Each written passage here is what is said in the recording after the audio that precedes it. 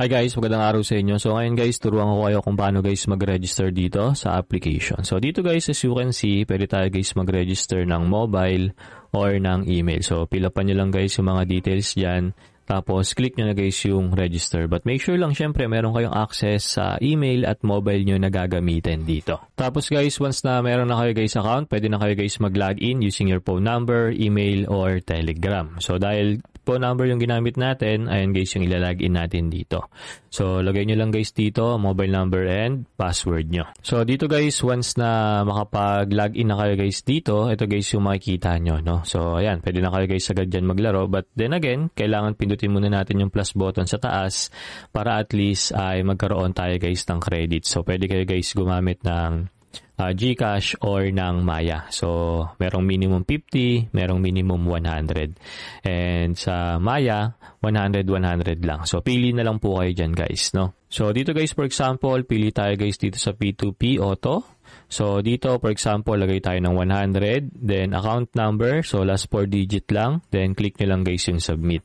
So, enter your account number so we can identify your payment. Then, dito guys, ayan, click lang natin, yes, I confirm.